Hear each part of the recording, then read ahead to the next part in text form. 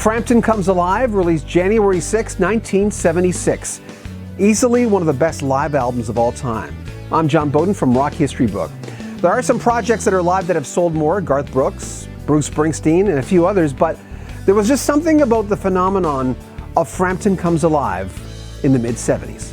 Even though the stage is truly a place for exploding peacocks or finally giving them that unedited crescendo live moment, live albums are usually not the place to get discovered. The live shows, yes. The album, not so much. But that's not to say people have not been discovered with live albums. Of course, the year before that, Kiss Alive took off, and all of a sudden everyone knew their name.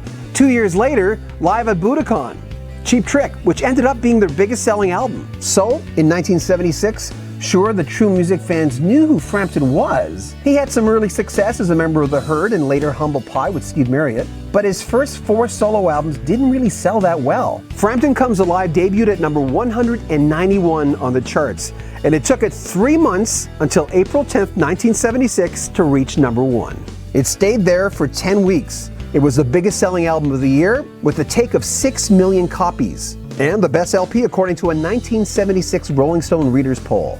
There were 3 singles that still get played a lot today. Show Me the Way, Baby I Love Your Way, and of course, the big Talk Box song, which was all throughout the album, which was prominently used on Do You Feel Like We Do. It was originally going to be a single album, but the boys had so much in the can they made it a double. Most of the project was recorded from June to November 1975 in 4 main spots, but mostly Winterland in San Francisco and the Long Island Arena in New York. The bassist on Frampton Comes Alive, Stanley Sheldon, who's worked with Delbert McClinton, Warren Zevon, and Tommy Bolin, said he didn't even know they were recording when they were at the Winterland. He says looking back, he's grateful he had no idea they were taping in San Francisco, thinking he might have overthought the whole thing. Sheldon says when he found out that Frampton wanted to record a live album as his next project, his advice was, we need to go back in the studio and do a whole studio project. Luckily, he didn't listen to him. One thing about Stanley Sheldon, he was one of the first bass players to incorporate the fretless bass into rock and roll. Sheldon played on Frampton's next 2 LPs, I'm In You in '77 and 1979's Where I Should Be. He co-wrote a tune that appeared on Frampton's Grammy-winning instrumental album, Fingerprints. And he also still tours with Peter. Frampton did not talk a lot on this live album, but that's not odd. But what he did say have become catchphrases for a lot of people who enjoy the album. Hello, San Francisco. Here's an oldie but a goodie. It's called Doobie Wah.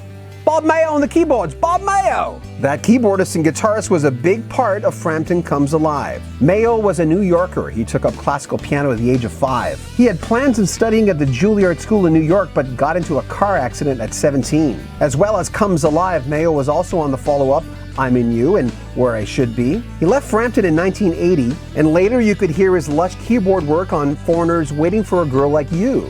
He also played with Joe Walsh, Dan Fogelberg, Hall & Oates, and Robert Plant. Mayo was the only member of the old alumni to come back for Frampton Comes Alive 2, and then later live in Detroit. He was also on 2003's Peter Frampton Now. He had a heart attack and died on February 23, 2004, while touring with Peter Frampton in Switzerland. A few weeks before, January 16, 2004, the drummer for Frampton Comes Alive, John Siomos, was found dead in his apartment.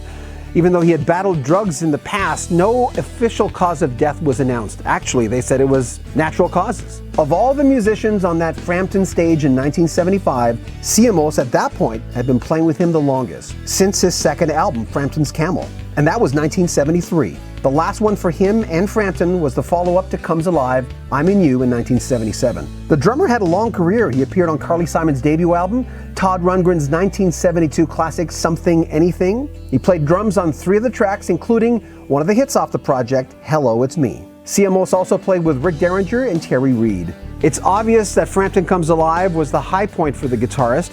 A year and a half later, he released the follow-up, I'm In You, with the title song being his highest charting single.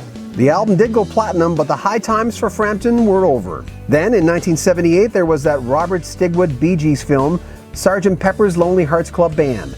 Frampton was paid $750,000 plus a percentage of the gross. Unfortunately, it cost $18 million to make, and it only made $20 million in North America. I was 16 years old in 1976, and it's strange when I hear people my own age arguing there's no good music out there. Well, if Frampton Comes Alive was really a big part of your patchwork, go back to his 2003 album, Now. It's an unbelievable album. And Thank You, Mr. Churchill from 2010 was one of my favorite albums from that year. Peter Frampton still got it. He doesn't look like he used to, but neither do we. Make sure you comment on our videos and subscribe to our channel. Coming up, we've got the top 25 Toto songs of all time. It's a tribute based on our poll that we had. Also, more Elton John poll results. We're going to have some for Supertramp and Genesis and a lot more. Subscribe to our channel. I'm John Bowden from Rock History Book.